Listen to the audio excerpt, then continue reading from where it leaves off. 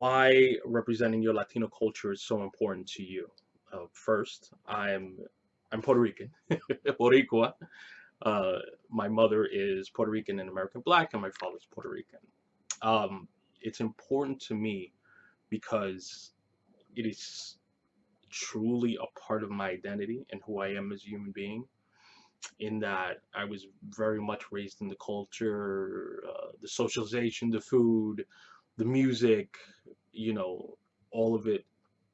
It's my DNA, right? Literally my DNA, but then also who I am as a human being.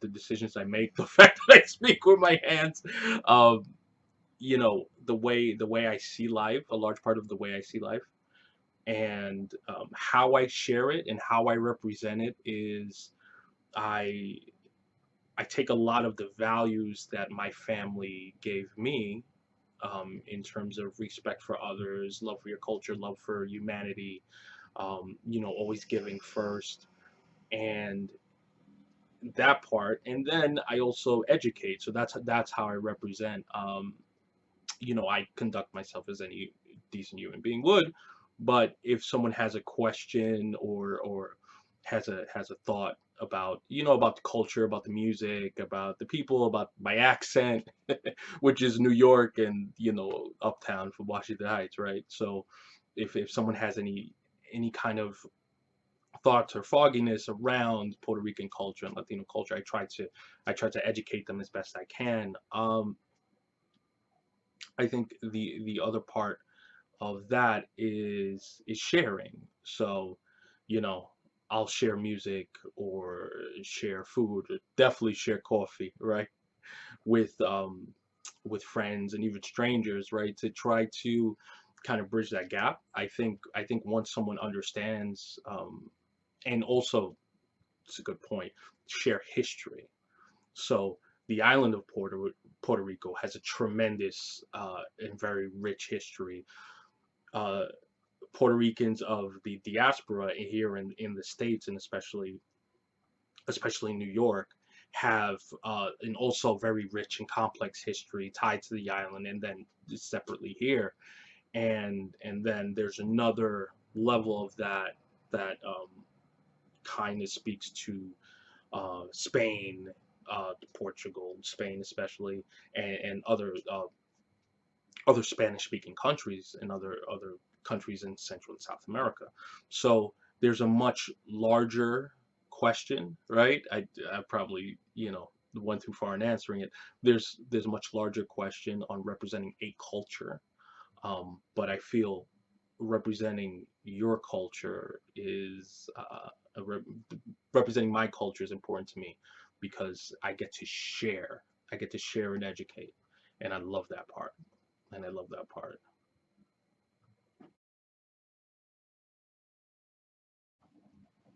Hey guys, second question: Latino or Hispanic? I always use Latino. I I never really. I can't think of a time when I called myself Hispanic or someone else or a group of people Hispanic. I could be totally wrong and totally missing the boat on that, and there's a definition there that makes it the term if and when I should use it. I just, maybe it's a force of habit. I don't know. Don't quote me. I don't think it's the right thing to do if it's the wrong word to use, but I almost exclusively use the word Latino. Yeah, somos Latino.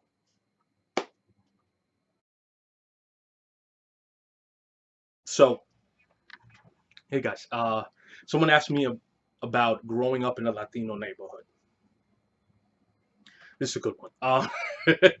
I grew up in Washington Heights, which is, if you guys aren't familiar, in Manhattan, northern Manhattan, quote unquote, northern Manhattan. It's the neighborhood above Harlem. Technically starts about, I say, 168th Street and goes all the way up to the end of Manhattan.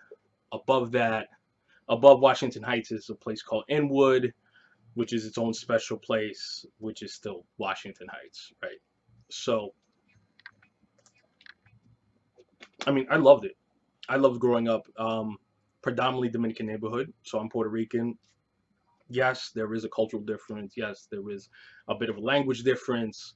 Um, but it was amazing. It was amazing. I loved growing up here. Had an amazing time. My friends, I still have, all my friends from childhood. Like it was, I couldn't have asked. In retrospect, I couldn't have asked for a better childhood, and I'm thankful for it.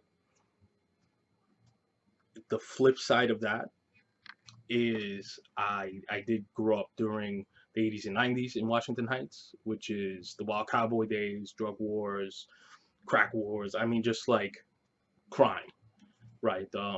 New York City was a wild place to live at that time, and my neighborhood was a war zone, right? We even had riots, right? Um, but I felt safe in my building, and I felt safe in my neighborhood, which is maybe a strange thing to say for some people. Like if you weren't getting in trouble, chances are you'd be okay, right? Unless you would whatever. But yeah, no, it was great. It was great. I enjoyed it. A lot of lessons learned, right? And this is something that what people sometimes people don't always speak about growing up in difficult neighborhoods. Erasing the Latino part, right? Just growing up in difficult neighborhoods or neighborhoods that are tough, or wild at some point is you've got to there are plenty of things that are there that can keep you from your goal or keep you from getting out or make accomplishing the next thing, like going to school, going to college, just going to school period, or going to high school, going to college, difficult, right? Schools are underfunded. The libraries are, God bless the people that work there, maintain them, in terms of access to things, are abysmal. I was thankful to be, to have access to hardworking, you know, really intelligent, just like, men and women who helped raise me and my friends' parents and my family and all the families around us that just were hardworking, really strong, really dedicated in helping their children move forward. Um, Thankful for all of that, and but it still was a tough place. Nobody there wasn't any. We weren't wealthy, by any stretch. We all worked. Our parents worked. I mean, when growing up, our parents worked. It was not easy, not easy. We made do, and a lot of people made do. And going from that to, let's say, going into undergrad, and then, thankfully I was able to go to graduate school. There were sacrifices, not an easy path. Not the hardest path either. I know people who have had it much harder than much steeper climb than I have. Um, but not easy, not easy. And I think that's probably something that needs to be talked about separate, from Hispanic Heritage Month. But you know, not easy. Now, in terms of culture, we were we were just like a mosaic, right? I have, Dominican neighborhood. I have Dominican friends. I have friends from all over the world, and it made it great. And if most people, I think, if you're growing up in New York, you experience something like that. So you're growing up in a super rich cultural environment wherever you go, and then your friends are also bringing this mosaic of influence and culture. And then you've got graffiti and hip hop that kind of brings it all together. And we've got all the museums in the world and all the fashion and just, you know, it was New York at that time was rough, which is just a rough place. Like this is pre pre Disneyland Times Square, but being in a Latino neighborhood, to fully answer the question, to being in a Latino neighborhood, I didn't miss anything. There was nothing that I didn't receive. But because of the immediate resources available, and even though you're on an island of Manhattan, one would think that those things are readily apparent or available, or they're not, you know, uh, unless someone actually brings those things to you. Um, but I didn't. I grew up in a safe and loving environment, and connected to my friends and connected to their families, and it was great, for those, now two messages, right? For those who are living in places that are difficult, or that they feel that there's a lot of difficulties, a lot of things they have to surmount to be able to hit their stride or hit their goals. Those difficulties you're going through now, just keep pushing and find any resource you can and never ever give up, because those difficulties are the ones that are going to fuel you and build your character to take you so much further. You know, you do carry some of that scar tissue with you, right? But it just makes you a stronger and better person. And you just, it's difficult now and you're broke and all these other things. And, your neighborhood may not be as exciting as you want it to be and may not have the resources, but, find a way to stretch, to move, and to be grateful for the lessons that you learn while you're in that neighborhood, and the people that you meet and the people that you love and connect with, and your friends and your family and their families, and just everybody, because that's the gift in difficult times, the things you don't expect, but I love it. I love growing up in the Heights, uptown forever.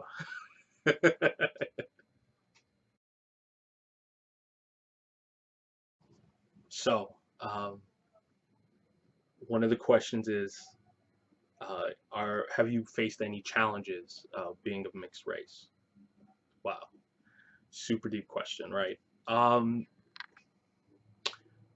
First, I'd like to say that in my career, uh, I I've been myopic towards a lot of a lot of outright. I've never really had any outright issues in my career, right? I say myopic because I personally, um, have not really experienced any overt issues. Um, in school, I did at some point. There's always been kind of, you know, um, this is a tough question. This is a tough question. In school, there was a sense of community, right? There was a larger sense of community, but then also within people of color, and then within the Greek community, I pledged to the fraternity. So there was an acceptance of race and of people of color on a different level, right? During my professional career, I I've never had issues because I was a man of color or man of mixed race. Um, I did in my profession. There are very few people of color, period, which we're fighting to change, and working hard to change, and a lot of people working hard to change. Um, but I was almost in my 30s when I first saw in an entire group made up of highly skilled professionals who were people of color, senior level professionals who were people of color. Manhattanville Development Group, Columbia University, amazing job, great experience, great human beings.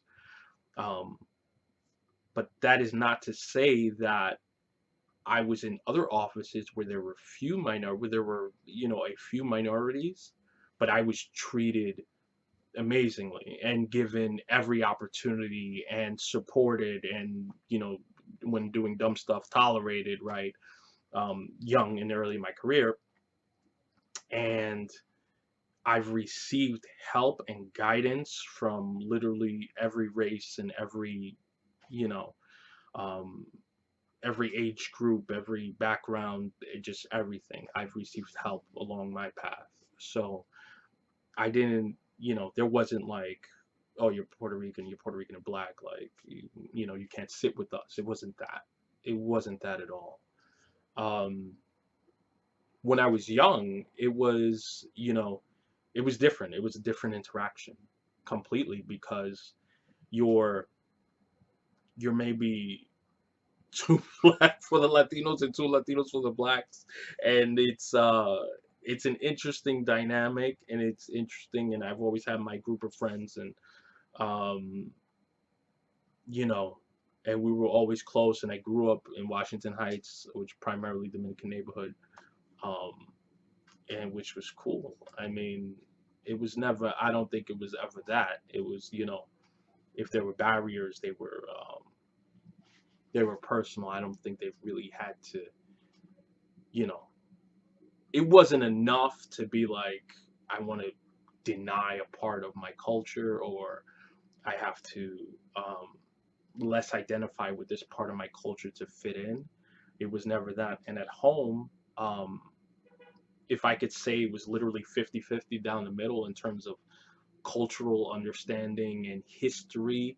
And, I thank my family for that in a very big way, because we understood, you know, I mean, we can, on the African American side, we can trace, or the black side, we can trace our way, we can trace back to slavery, right? So there was a complete education on that, and you know, the what black people have done in America, and their accomplishments in America, and them as, and the culture and the citizenry, and the history and the music and the food and the just everything, even beyond that, and and African understanding, diaspora, and the slave trade, and just all of that was given to me. And on the Latino, the Puerto Rican side, same, right? The history of the island, the history of the people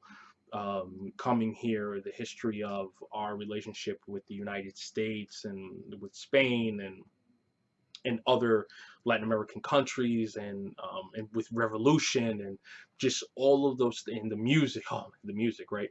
And all of those things were given to me, and I was educated and given all those things, so I never felt like I didn't belong in one place versus another. And I went, and maybe that's the ticket, right? So I took that from my home, and I went out into the world with that. And I the issues, if I had any, were minor. It was it's a great experience. I mean, you get from all, you get from two rich cultures, and you get to live that. And in terms of the way I look, right? It's always, maybe I'm darker than some Puerto Ricans and lighter than some African Americans, some black people, but it's like, we're people come in all shapes and colors, and this is the beautiful thing. This is the beautiful thing. Like, you can and you should never, but you can no longer say that someone looks like this race or this culture, because it's not true, right? It's not true. You can't you personally can't tie to that as, I don't look this or I don't look that. And I think that education and that acceptance of both cultures early on in my household made everything else easier. And maybe there were times that being a man of mixed race was difficult, but I didn't bear the full brunt of that because of the love and education I received from my family. You know, yeah.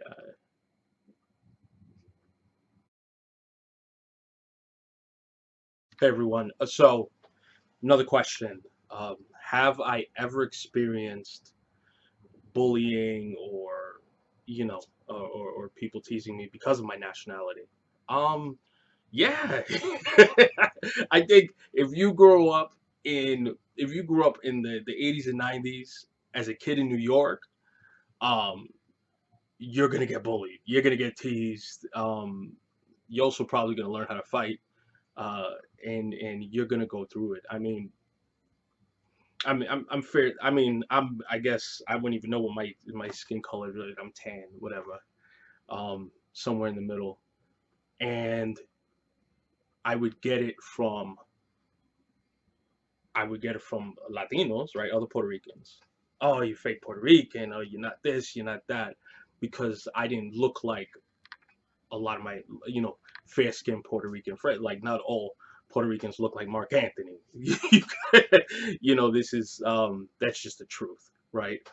And then I would get it from black friends. I would be, oh, the Latino, or like uh it just like a bunch of silly stuff. But it was, I think you're gonna get you now bullied. When I was younger, I was smaller, so I was small and I had these Coke bottle glasses and curly afro. So not really, not really. I think everybody just kind of kept to themselves. As I got older and people got fresh, you just figure out how to defend yourself. So that calmed a lot of that stuff down. And then I got bigger, started lifting weights, so that really calmed that stuff down. But yeah, people always, always a little slick comment, or you know, but it was